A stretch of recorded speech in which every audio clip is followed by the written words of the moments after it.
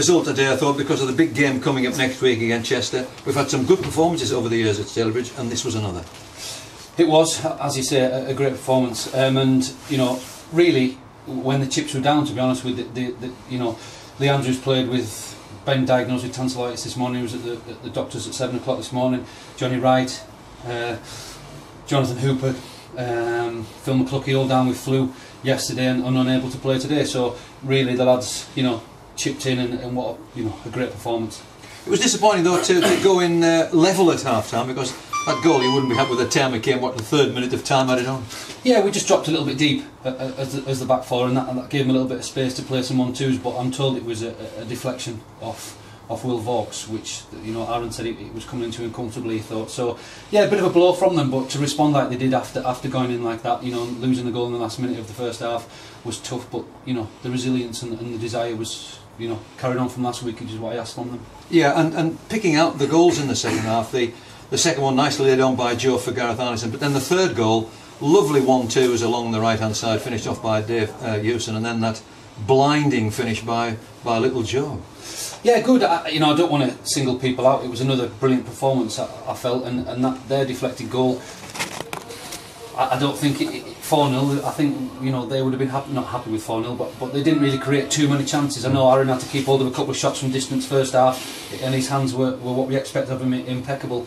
But yeah, going forward, I just felt that if we could get Mark Boyd in the hole behind the front two, and Arnie and Arneson and Joe, just able to move their back four around. When we played him early in the season, that's where we felt we could get joy. So it was a similar back four that played today that played then. So, you know, luckily what we've tried to do has paid dividends. I've got to say this, Darren, that all the players you bring in on loan, you know, they take time to settle. Then when they get in this, they seem to be enjoying the football. And I think it's perfectly obvious with Joe that he's settled and grown into the side, and he's really on fire. Yeah, that's, you know, my personality to a degree. A lot of the lads have said that I'm a bit too nice with them, but I think if you get an environment that people like playing in, and it's an environment they want to come and stay with, and then you'll get the best football out of people. There isn't any point in, yeah, you know, me and Tony played good cop bad cop quite well. I think, you know, I've had to give some vicious words out previous weeks, but most of the time I think if you get players enjoying the football, as I say, they'll then produce the best football. And I think, you know, when Joe's got his mind on the game and he's got some desire in him, then he'll be a good footballer, I'm sure, but he's got a lot of attributes. And it was good to see Stephen Scott back in the fold. He's been missing, and you brought him in because of the emergency of strikers, and he played a part, of course, in that last goal. Yeah, he did. His work rate, you know, his commitment to this football club, he's not, you know, he's a fan as well as a player. You know, he's had some personal problems to deal with. That's why he's been away. So, you know, he's back in training, and he's come on today and done his part. And with a little bit of a better pass from Joe in the last couple of minutes, he would have found himself 1-on-1 himself. But yeah, he played a part in the last 10 minutes, as did the other two subs. So thoroughly pleasing afternoon, really, and now sets us up for what will be a great game at home to Chester next week. Yeah, how important was it to go into that game with a positive result this afternoon? Well, you know, these two away games we've just had, you know, it was important that we pick some points up, and we've got maximum, which is great. So, you know, that gives us that little bit of cushion going into Chester, but it also now gives us huge confidence, you know, taking them on. We've got nothing to fear. They'll be favourites for the game in every game they go into, with the, you know, the massive budget they've got, the squad they've got. But we're playing with confidence and moving the ball, and there's a little bit of desire at the moment and a little bit of hunger to, you know, just to maintain that. We knew last year Christmas turned our season around, so if we can have a similar Christmas this year, then we can keep ourselves in touching distance, and then you're going into January, you know, full of confidence in the top 8. Finally, Darren, some back to Ossett and the chants and the boos from the crowd, the fans who'd give you a bit of a hard time after that. How different and how pleasant was it to hear them giving you the full treatment at the end of this one, and Darren Edmondson's Red and White Army? Well, I think you get the plaudits or the boos that you deserve, and against Ossett we deserve what we got, and that's part of being the job I'm in, and it's part of being a footballer. You know, if you're in a team or part of a squad, or you know, looking after a squad that hasn't done its job, then you know, people are travelling all over the country to watch you.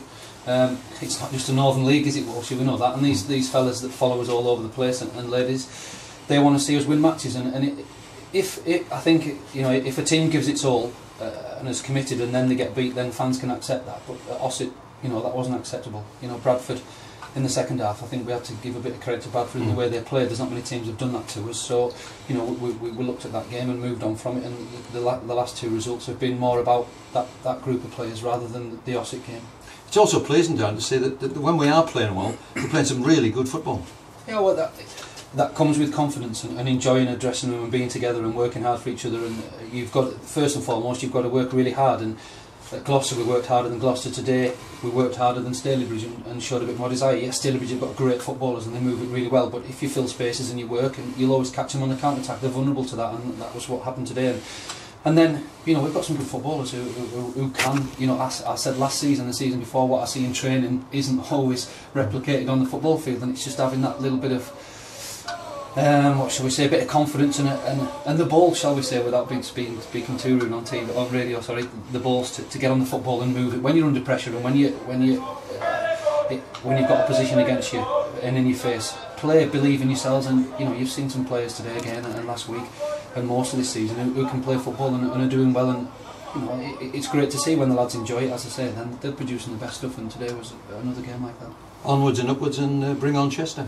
Yeah, excellent. I hope the fans come down and get behind us. You know, there's been the odd disappointment, but at the moment, you know, the desire is there, and let's hope we can, you know, go and shock Chester and set us up for a nice Christmas.